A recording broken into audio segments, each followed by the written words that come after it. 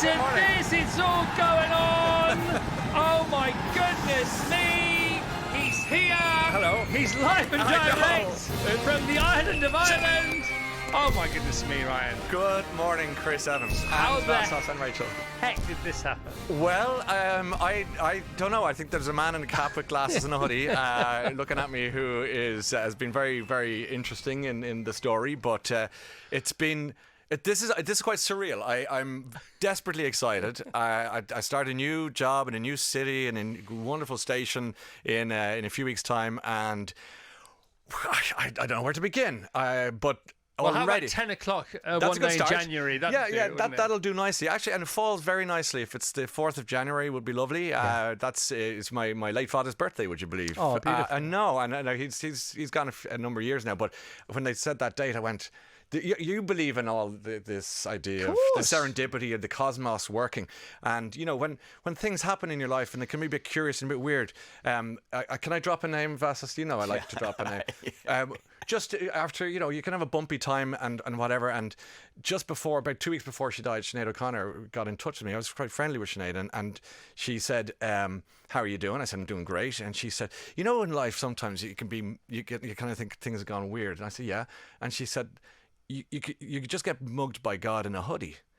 I said, "You'll have to explain that to me." And she said, "Well, you're kind of beaten up and you think it's awful, and then by this guy steals your wallet and punches you in the face, and then the guy walks away, takes the hood down, and it's a really nice person or God or your God, and he goes, 'You're welcome,' because you needed that to happen." Yeah. So being mugged by God in a hoodie is not a bad thing, and I think that mugging has brought me here today.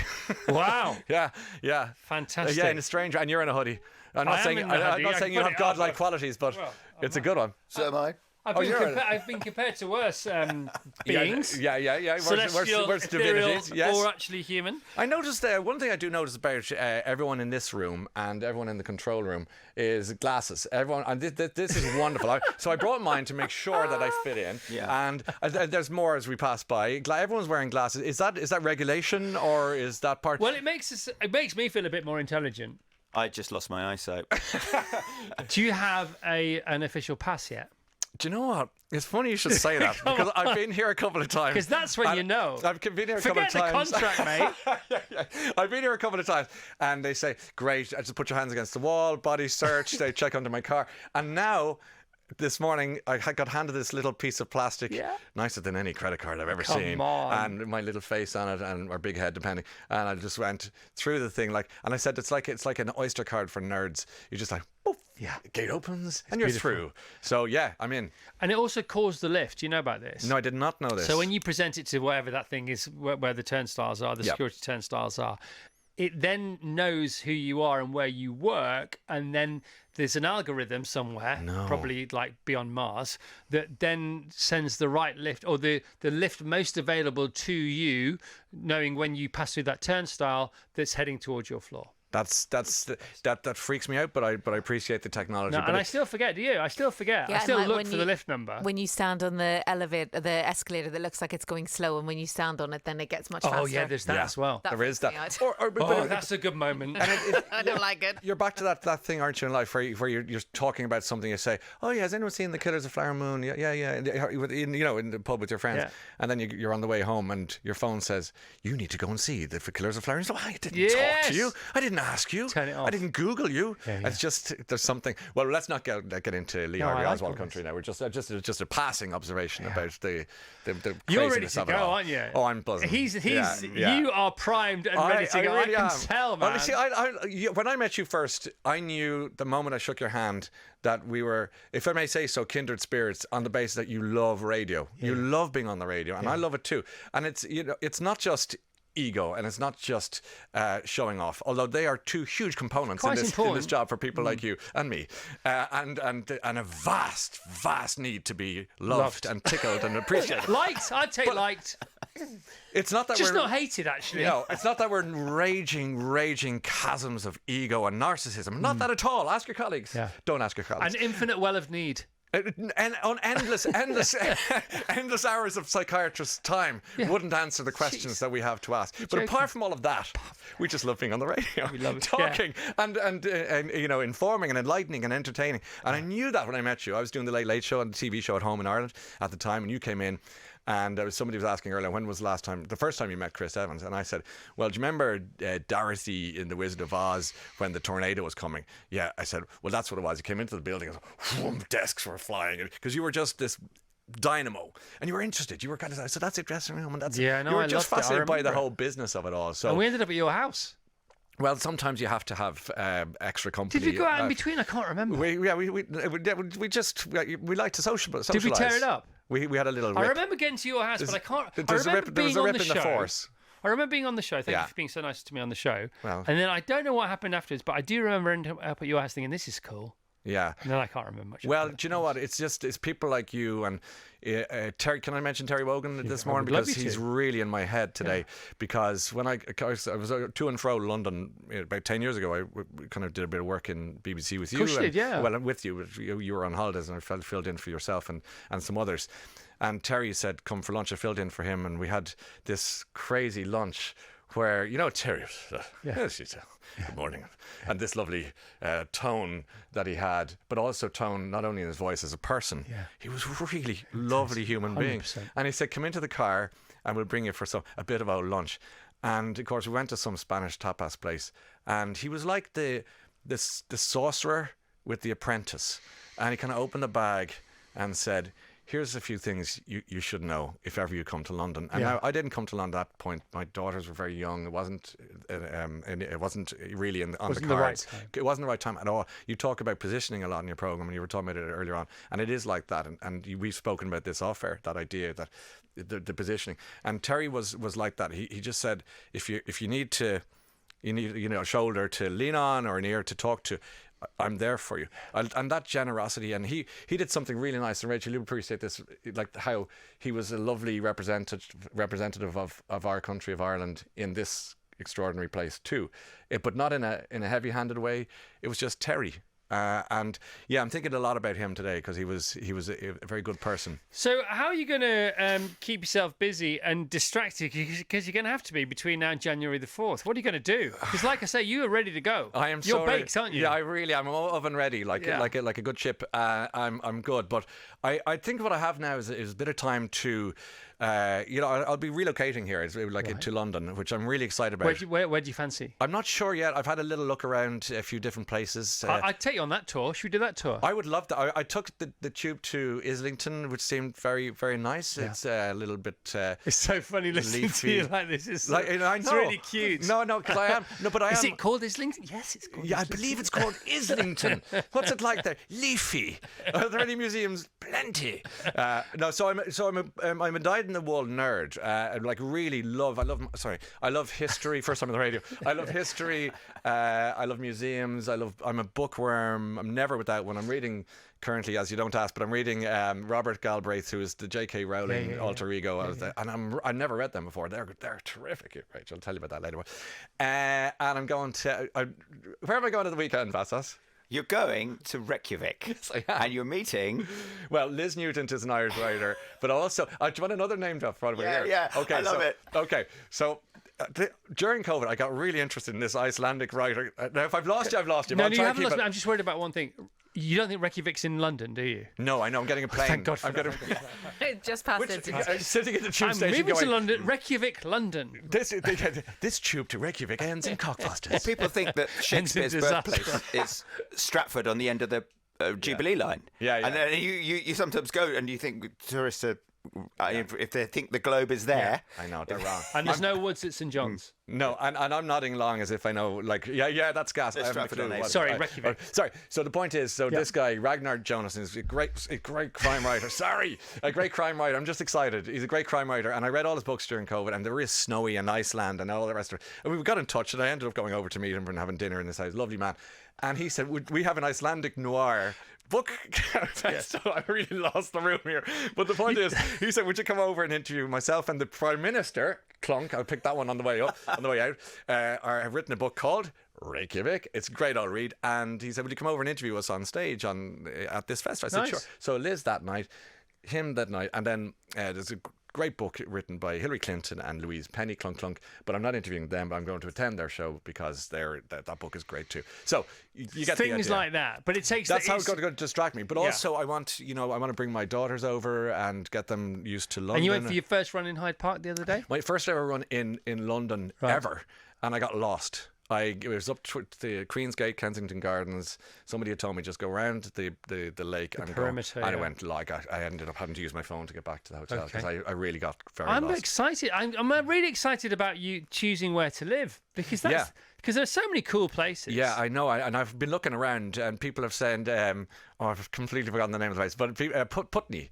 Is that right? Putney's near us. I'll show you around. Putney Barnes. I want to show North London. North London. Because they're cheering. I can't live in North London anymore because I live in Marlow. But so can you? We could have the weirdest. Can you be my surrogate? We could have the weirdest house hunting school tour trip to. No. You need to be a Primrose Hill, Billy. Really? Yeah, Primrose Hill. So you need to be a Primrose Hill. So you know this because does where you live say a lot about what kind of person you are? Like in other words, you'd say, "Oh, he's a bit of a dose," as we say, or is he or she? He's that says that like does it place you? As yes, it does. I bet you it does. But you can't say it because you're alienating all your listeners. Tell us how it places you. Well, no, I think sometimes people might make an assumption on the sort of person you are. What assumptions like what? So Primrose Hill, what assumptions? You've got a lot of money. Yeah. Really? You think so? It's really expensive. Well, no, there are places in Primrose Hill that aren't expensive. Are there? Oh, yeah, 100%. So you have to say that then. If you get the inexpensive place, you say, I'm in Primrose Hill, but it was only €5. But if you're anywhere within like 3 miles of this building, it's not going to be inexpensive, is it? Yeah. No. So that's the next. The thing about Primrose Hill, while we're on Primrose Hill, yes. I'm gonna pitch Primrose Hill. I'm gonna nominate Primrose Hill. Yeah. Okay. The thing about Primrose Hill is it's surrounded. There's a reason why it's special. It's surrounded by a railway. Okay, so the railway has stopped it from ever spreading. So it's never really. So it's contained. It's never dissipated. Yeah, it's never become diluted. So it has a crescent of a railway surrounding it to the north, and then it has Hyde Park to the south. And so it is this little sort of idyll, this oasis of its own character. Primrose Hill, everybody. Well, a reading from the book of Primrose Hill by the Reverend Christopher Evans. So there you go, Primrose Hill. Off you go. Pitch Ryan one place. Okay. Oh, yeah, okay. A place in London that I've never actually lived in, but I feel quite whimsical about would be like Hampstead Heath.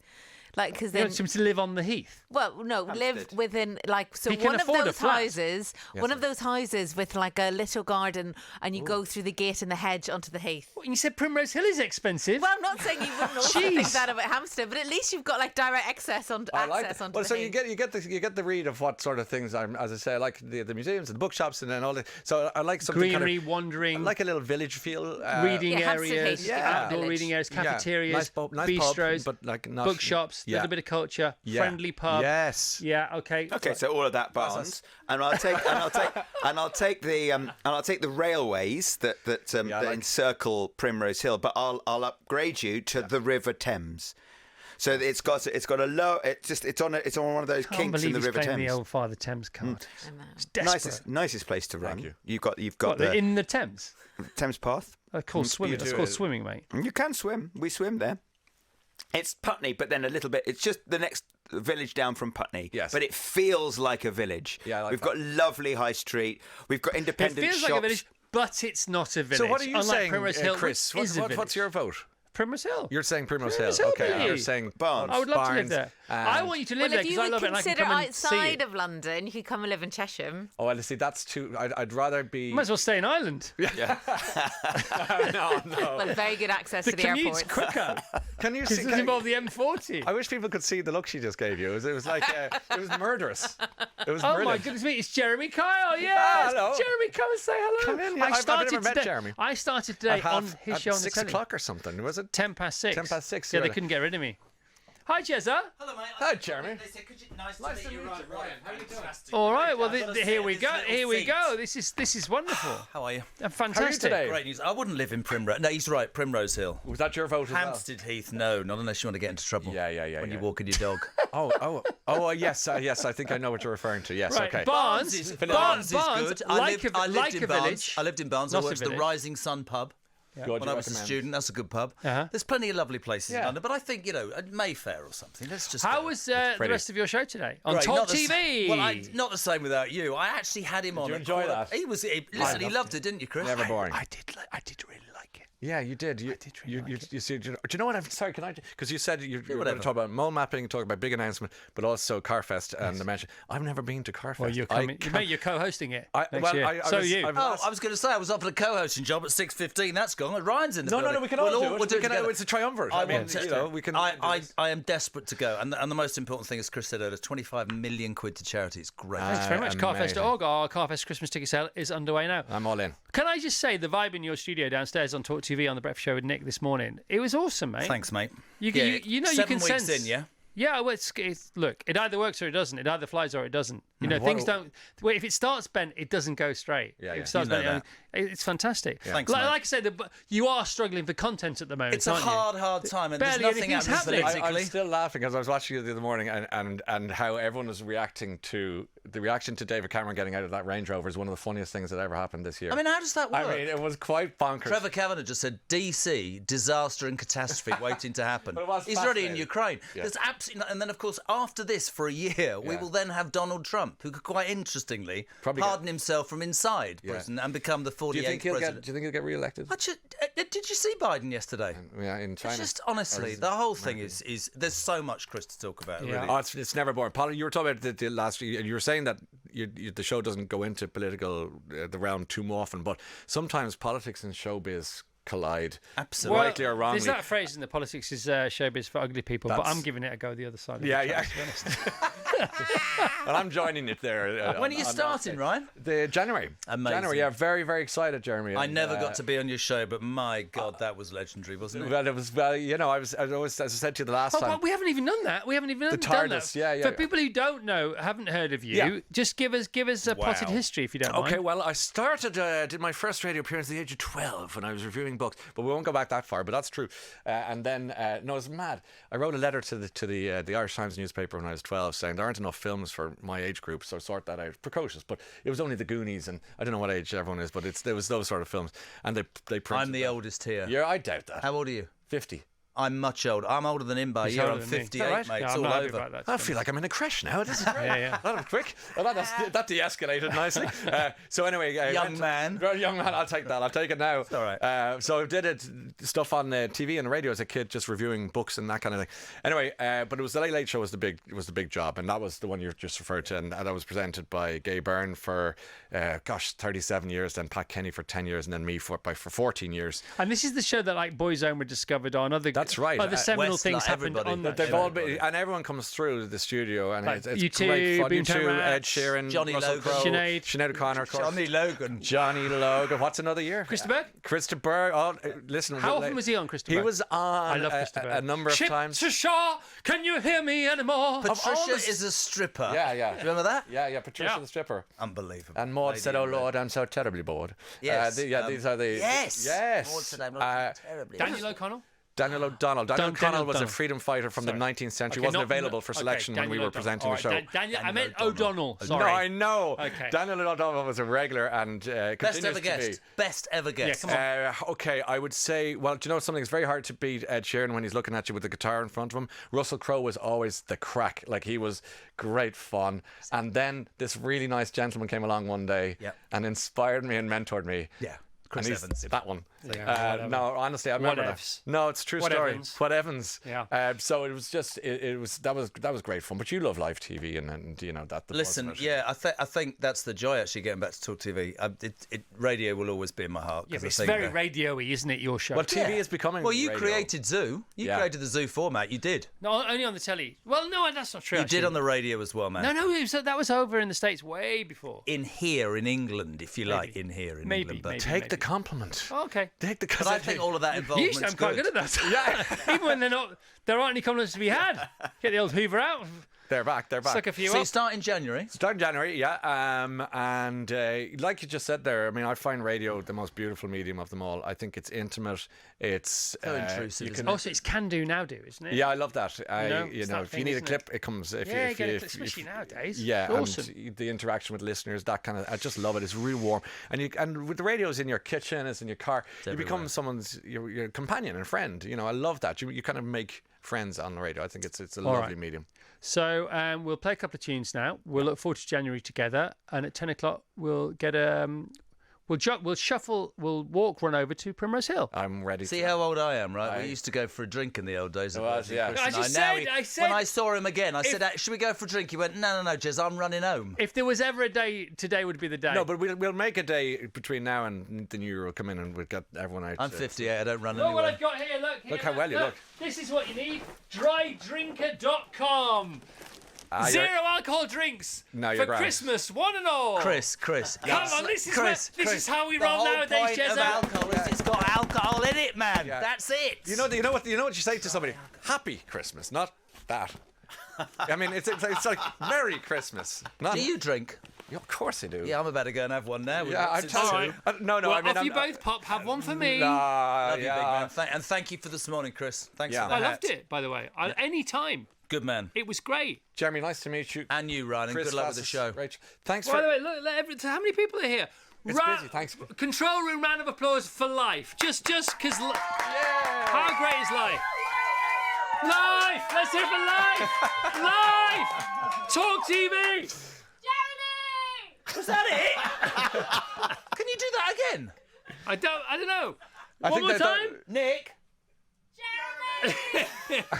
Brilliant. See what I have to put up with, Ryan. I know. It's tough.